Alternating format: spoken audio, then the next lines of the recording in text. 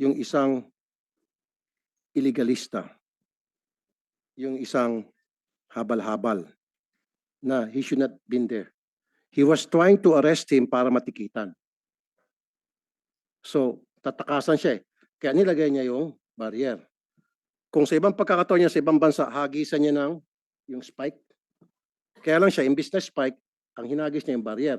Kaya natumba. And then nakita ko, he was resisting arrest. Ina-arresto siya para, kasi meron siyang ginawang illegal eh. Para matikitan. Nag-resist siya. Yun nga lang, kulang sa proper training security guard. Siguro meron pa ibang pamamaraan sa pagpigil sa mga taong gumagawa ng illegal sa lugar na nasasakupan. Maybe they need more training. And going back dun sa, Mr. Chair, sabi kanina, firearms and explosive unit, pinakamalakas na kitaan dyan sa Kamkrame. Totoo yan. Alam mo yan, Chief. Ang sumunod, SOSYA. Hindi nila huliin yan, Chief. Dilinisin ni Colonel. Ba't nilinisin yung tabakuhan nila? E di wala na silang makukutongan. Hindi, On the other hand, bigyan natin ng 3 months. Bigyan natin ng 3 months. 3 months. Benefit of the doubt. Niniwala pa rin ako dito eh. Naka-uniforme ito eh. May tsapa ito eh. Alam kong pag sinabi mo, you have your word, di ba? So gawin nyo. Pero tama yung Mr. Chair, sinabi mo, let's involve the NBI. Yes. Kasi yung NBI, magaling pagdating sa investigasyon, magaling sa pagtitik-tik, magaling sa intelligence. I think let's stop the NBI. Tama yung nandito yung NBI. Kayo dyan sa PNP, sorry nakakahiya po kayo. More than 2 decades na yung programa ko, every single day may mga security guard nagreklamo. Malaman lamang ko yung ugat ng reklamo, house show. Alam niyo po yung house show, di ba? Yung pong security agency. Napayagan yung magbukas, nabigyan yung lisensya, nabigyan yung permit. Yung pala walang kakayahan na magpatakbo ng security agency. In some cases, totally wala talagang permit, wala talagang lisensya. But you turn a blind eye kasi binabalik-balikan nyo yung security agency para hingan. It's about time.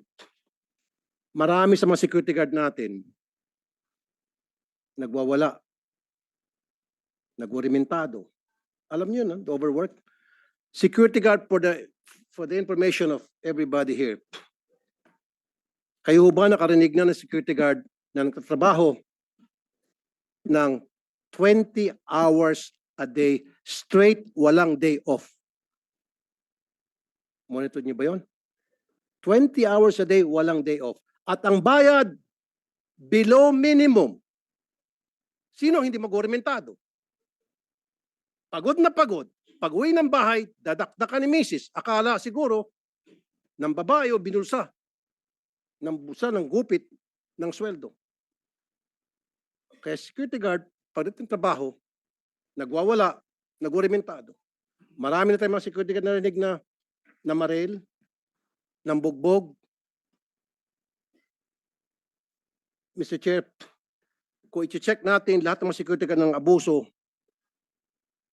malaking porsyento sa kanila, of course, I don't condone pang-abuso. Pero ang ugat ng pang-abuso na marami sa kanila because they're walang training and then they are stressed, overworked, and underpaid.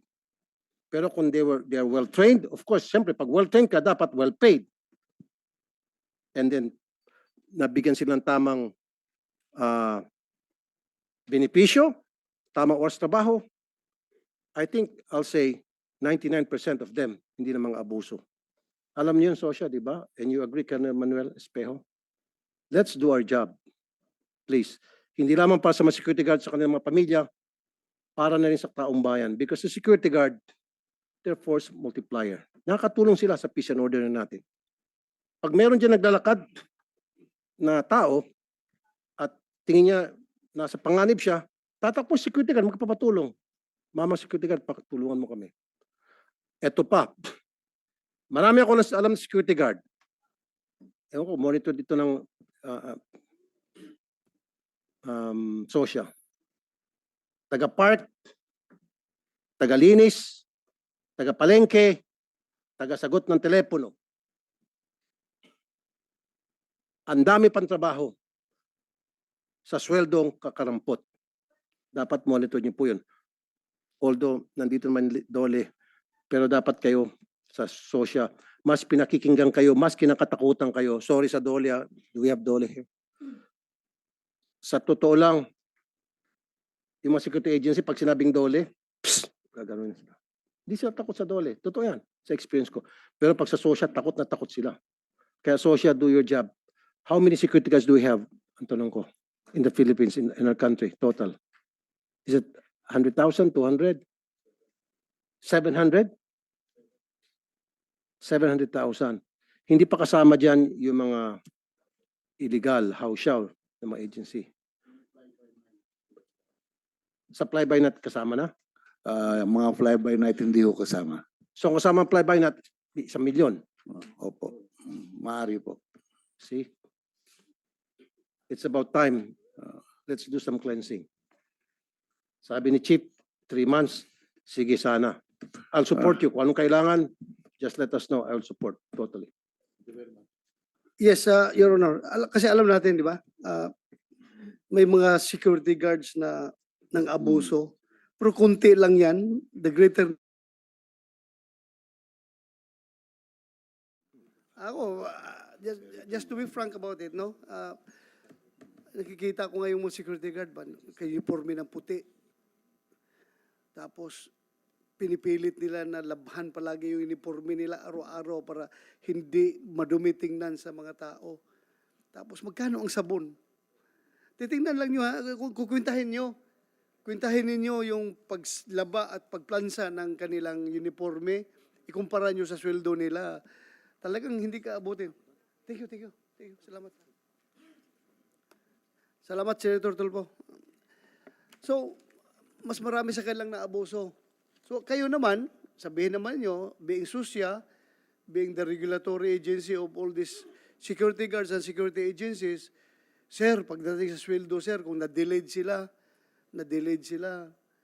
beyond na yan sa aming trabaho, sir, dahil dole problem niyan, sir, labor problem niyan yung pasweldo nila. Hindi ba nyo minimonitor yan? Kaya nasisiraan ng bait yung ibang security guard dahil yung ilang buwan na, hindi pa rin sinisulduhan ng kanilang agency? Mr. Chair, sir.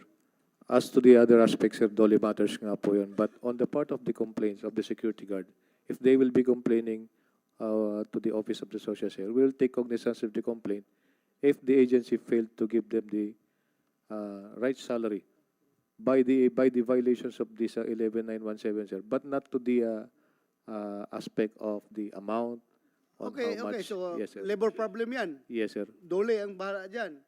Ito naman pagdating sa yung security guard who is doing jobs that are beyond his job description. Anong Yes, sir. job description ay Under sa security social guard? po, sir. The security guard is only, sir, there to perform security functions only, sir.